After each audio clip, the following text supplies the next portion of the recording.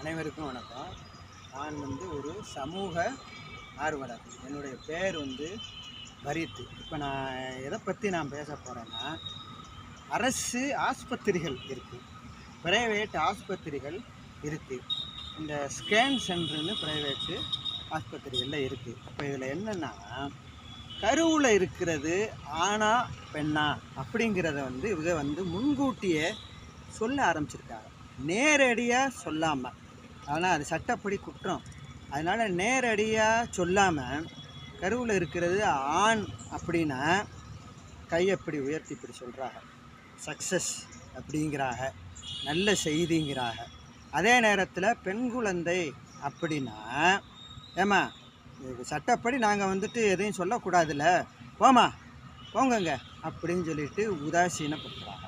அப்போ அதிலேயே இவங்க புரிஞ்சுக்கிறாங்க, இது பெண் குழந்தைன்னா அவங்க முகம் கொடுத்து சரியாக சொல்ல மாட்டேங்கிறாங்க, மென்று முழுங்குறாங்க அப்படிங்கிறத வச்சு தெரிஞ்சுக்கிட்டு அவங்க அந்த இது பெண் குழந்தை இதுன்னு சொல்லி புரிஞ்சுக்கிறாங்க. அதோட விளைவு என்ன நீங்கள் யோசிச்சு பாருங்கள்.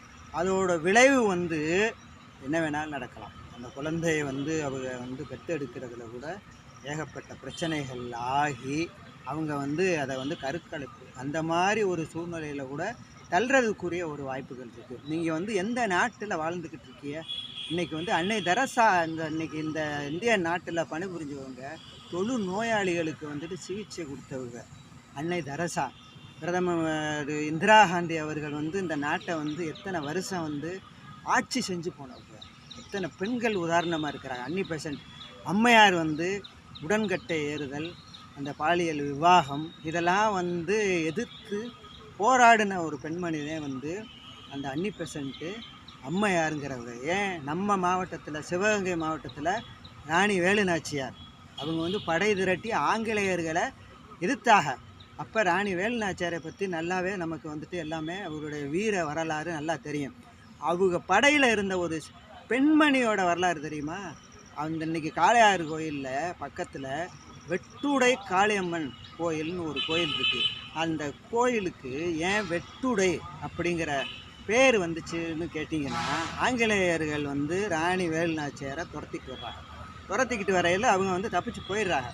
அப்போ அவங்க தொடர்ந்து அந்த ஆங்கில படைகள் வரையில் ஒரு பெண்மணி நின்றுக்கிட்டு இருக்காங்க அந்த காட்டு பகுதியில்.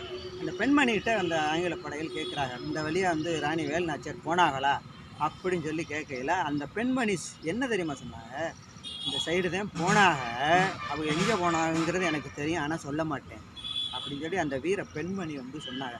ஆங்கிலேயருக்கு ஒரு கையை வெட்டினாங்க, இன்னும் ஒரு கையை வெட்டினாங்க, காலை வெட்டினாங்க. ஆனால் அந்த பெண்மணி கடைசி வரைக்கும் உயிர் போகிற நிலையில் கூட ஏன் ராணியை வேலுநாச்சியார் அம்மாவை நான் காட்டி கொடுக்க மாட்டேன் அப்படின்னு சொல்லி மரணிச்சாங்க. அதுதான் அந்த காளையார் கோயில் பக்கத்தில் இருக்கிற அந்த கோவில், வெட்டுடை அம்மன் காளி கோயில். நல்லா தெரிஞ்சுங்க, வரலாறை தெரிஞ்சுங்க. பெண்மணின்னு சொல்கிறீல்ல, பெண் குழந்தைன்னா கருக்கலைப்பு நடந்துக்கிட்டு இருக்குல்ல, வரலாறு, இந்திய வரலாறை நல்லா படித்து பாருங்கள். இன்றைக்கி விண்வெளி வரைக்கும் போய் இறங்கிட்டாங்க பெண்மணிகள். எல்லா துறைகள்லேயும் பெண்மணிகள் சாதிச்சுக்கிட்டு இருக்கிறாங்க. என்னைக்கு நான் செவிலியர்கள் எல்லாருக்கும் நான் எச்சரிக்கை பண்ணுறேன், நர்ஸுகளுக்கு எச்சரிக்கை பண்ணுறேன், கருவில் இருக்கிறது பெண்மணியாக இருந்தால் இப்படி நீங்கள் கையை காமிக்கணும். அப்படி நீங்கள் காமிக்கலை அப்படின்னா அரசு ஆஸ்பத்திரிகள், தனியார் ஆஸ்பத்திரிகள், ஸ்கேன் சென்டர்கள் எல்லாத்தையும் நாங்கள் முற்றுகையிடுவோம். இதை பொதுமக்கள் சார்பாக எச்சரிக்கையாக நான் சொல்லிக்கொள்ள விரும்புகிறேன். நன்றி.